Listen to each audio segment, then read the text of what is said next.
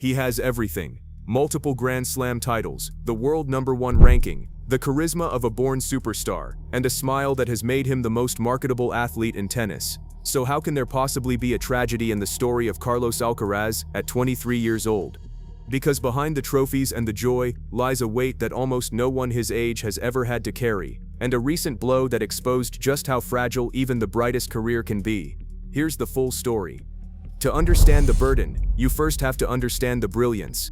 Carlos Alcaraz arrived in professional tennis not as a promising youngster who might develop into something special, but as a fully formed phenomenon who seemed to skip the developmental stage entirely. He won his first Grand Slam at the US Open as a teenager, becoming the youngest world #1 in the history of the ATP rankings. He plays a style of tennis that combines raw power, impossible touch, blistering speed, and a fearlessness that makes him thrilling to watch in a way few players ever achieve. He is, by widespread agreement, the most naturally gifted player to emerge since the golden age of Federer, Nadal, and Djokovic. And that is precisely where the wait begins, because Carlos Alcaraz was not allowed to simply be a great young player.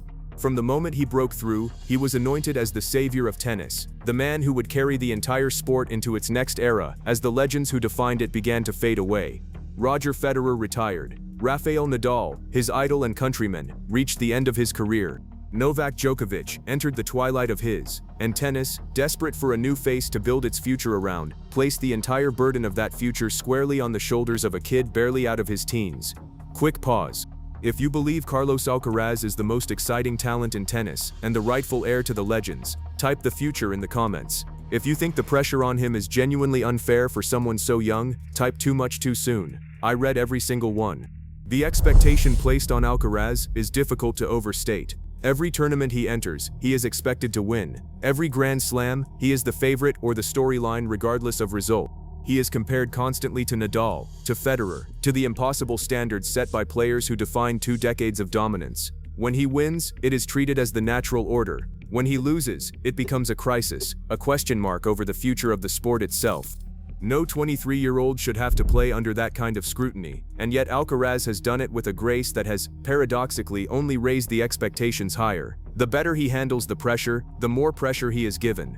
And then there is his rivalry with Jannik Sinner, the defining storyline of this tennis era, which is both a gift and a relentless source of strain. Alcaraz and Sinner have traded Grand Slam titles and the world #1 ranking in a rivalry that has produced some of the greatest matches the sport has seen in years. But living inside a rivalry that intense, where every major championship feels like a referendum on which of the two is truly the best, is exhausting in a way that wins and losses alone cannot capture. Alcaraz himself has admitted as much. He once spoke about the pressure of the #1 ranking, saying that the constant talk about his chances to claim or hold the top spot had, in his words, killed him in some way.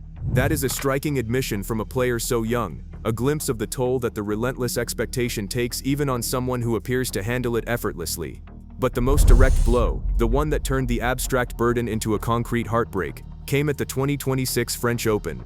Roland Garros, the clay court major, the tournament Alcaraz had conquered before, the surface on which his idol Nadal built the most dominant record in the history of the sport. Alcaraz, one of the defending champions and overwhelming favorites, was forced to withdraw before the tournament with a wrist injury. The wrist, for a tennis player, few injuries are more frightening or more potentially destabilizing. The wrist is everything, the joint through which all the power and touch and control flows. To lose it, even temporarily, is to lose access to the very thing that makes you who you are on a court.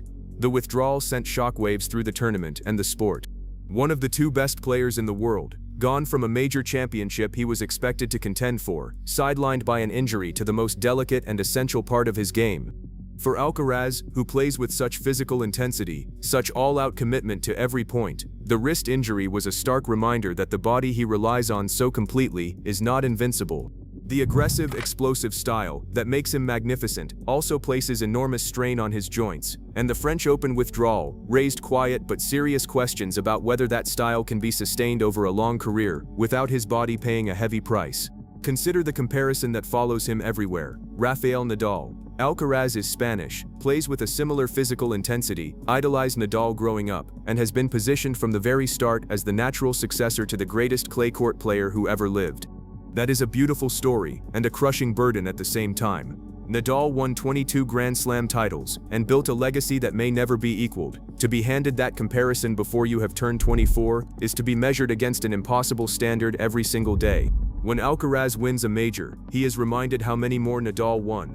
When he loses, he is reminded that Nadal would have found a way. There is no version of his career, short of matching one of the most decorated records in the history of the sport, that fully satisfies the expectation that has been placed on him. And the physical comparison cuts deeper than the trophy count. Nadal's career was defined not only by his greatness, but by the toll his all-out style took on his body. He battled chronic injuries for years, his knees, his foot, his hip, pushing through pain that would have ended lesser careers, ultimately retiring as a player whose body had been ground down by the very intensity that made him a champion. Alcaraz plays the same way. He throws himself at every point with a physical commitment that thrills crowds and wins matches but places enormous repeated stress on his joints and muscles. The wrist injury at the French Open was the warning shot. The question that hangs over his career is whether he can find a way to preserve his body, to last, to avoid the cycle of breakdowns that shorten the prime of the very legend he is being asked to replace. That is the tragedy hiding inside the triumph. Carlos Alcaraz is not a tragic figure in the way a fallen champion or a wasted talent is. He is, by every external measure, on top of the world. But the pressure he carries, the expectation to single-handedly sustain an entire sport, the relentless rivalry that defines his every major, and now the physical fragility exposed by a wrist injury at a Grand Slam, all combine into a burden that is genuinely heartbreaking to consider when you remember that he is only 23 years old. He has been asked to be a legend before he has been allowed to simply be a young man finding his way. There is a real danger in the path Alcaraz walks, and the wrist injury made it visible. The history of tennis is littered with brilliant young players whose bodies broke down under the strain of the modern game, whose careers were shortened or derailed by injuries brought on by the very intensity that made them great. Alcaraz plays harder, moves faster, and commits more physically to each point than almost anyone. That is the source of his magic, and it may also be the source of his greatest vulnerability. Every withdrawal, every injury, every physical setback carries the weight of that question: how long can a body sustain this level of effort? And layered on top of the physical risk is the psychological one.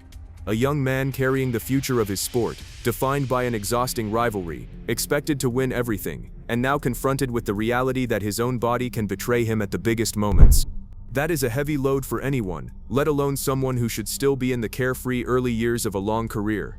Alcaraz smiles through it, plays with joy, and conducts himself with a maturity well beyond his years. But the cost of carrying all of that, while still so young, is real, even if he rarely lets it show. The story of Carlos Alcaraz is not a tragedy of failure. It is a tragedy of weight, of a brilliant young man asked to bear more than anyone his age should have to, and of the fragility that lurks beneath even the most dazzling success. He has the talent to define an era. The only question is whether his body and his spirit can survive the impossible expectations placed upon them long enough to do it. At 23, Carlos Alcaraz is the brightest light in tennis. The heartbreak is in everything he is being asked to carry to keep that light burning, and in the reminder, delivered by a wrist injury at Roland Garros, of just how easily even the brightest light can flicker. If this gave you a new perspective on the pressure behind the smile, drop a like before you scroll away. It tells the algorithm to push this to other tennis fans who see the full picture, and subscribe if you want more of these. There are more coming.